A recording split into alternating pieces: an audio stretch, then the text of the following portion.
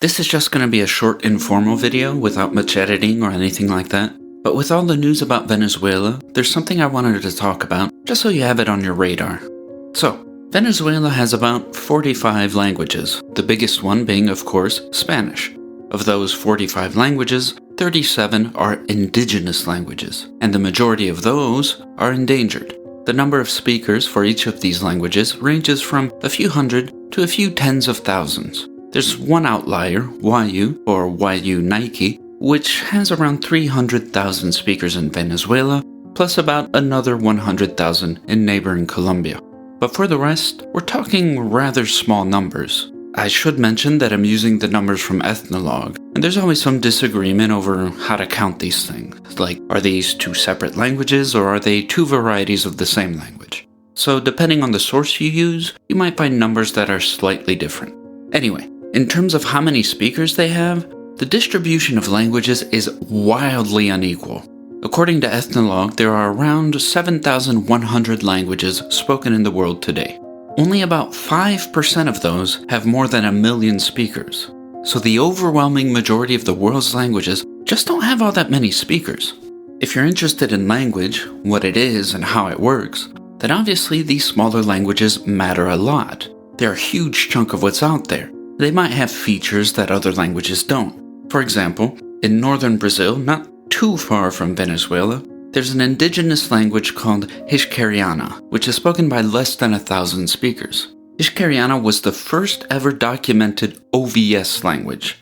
If you're unfamiliar with that terminology, it's just a way of describing the default order of words in a language.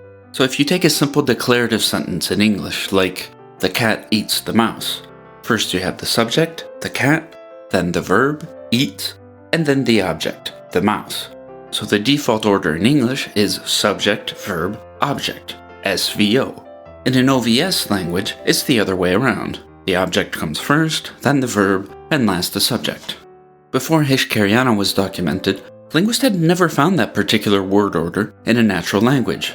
It was presumed to not exist. Nowadays, there are a few other OVS languages that have been documented, but it's still very rare. That's just one example, but you get the point.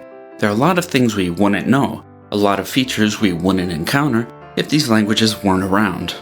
Because languages like these have so few speakers, it also means that they're more vulnerable to large disruptive events, whether that's some kind of environmental disaster or just broad geopolitical shifts.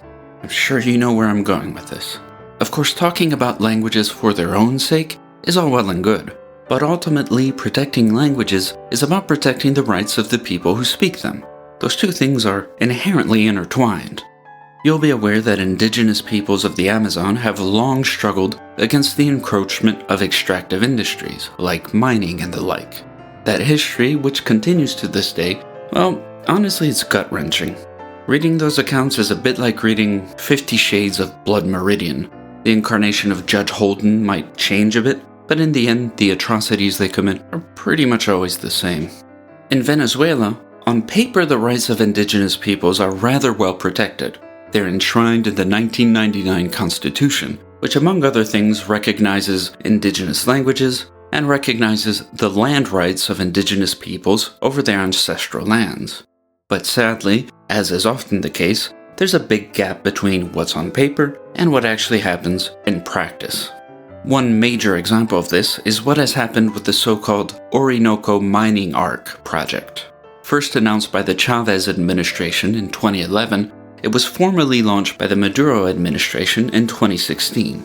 It opened up mining for gold, bauxite, coltan, and the like in an area of Venezuela roughly the size of Portugal. That area happens to overlap with the lands of several indigenous groups.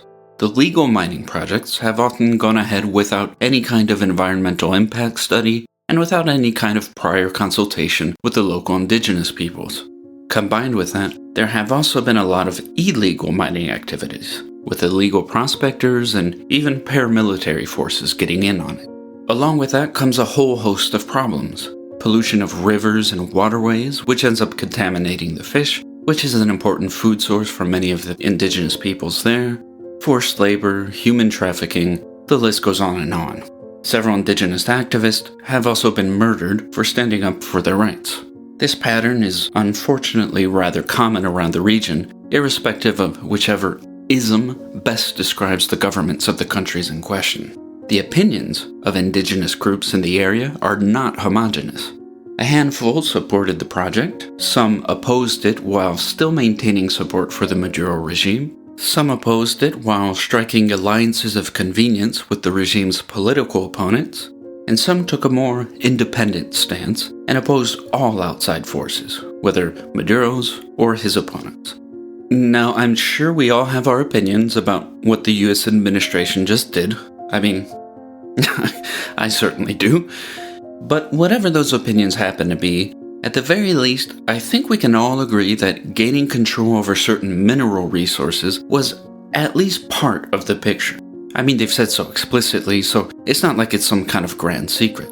In the past few years, US officials have used the human rights violations in the Orinoco mining arc as a justification for why the US should intervene and get rid of Maduro. They've also used it to point fingers at some of the US's larger geopolitical rivals, who were apparently doing business in the region. Obviously, I can't predict what consequences these recent events will have for local indigenous populations. But, well, let's just say that the track record of US companies in the Amazon has been less than stellar, he said, euphemistically.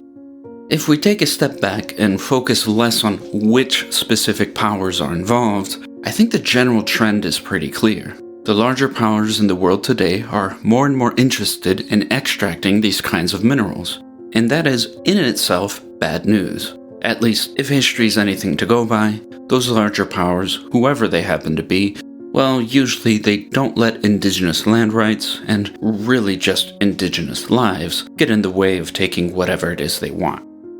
Anyway, it's not something I can speak to with any kind of detail, and there are probably viewers who know a lot more about it than I do, but at least in the news coverage I've seen, that angle has been glossed over, and I just wanted to put it on people's radars. It's not hard to understand why it's glossed over. After all, recent events raise much bigger issues like national sovereignty, international law, and the future of tens of millions of people. By contrast, what happens to a few tens of thousands of people in the middle of nowhere, that might seem less important. Unfortunately, that's a very common hurdle when trying to advocate for minority rights, linguistic or otherwise, indigenous or otherwise.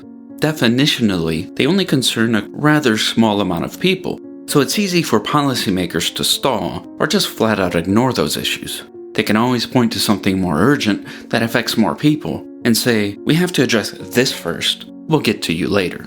The problem being that for many of these languages, the cultures and people that speak them, the pressures exerted on them are substantial. The clock is ticking, we can't really afford to wait.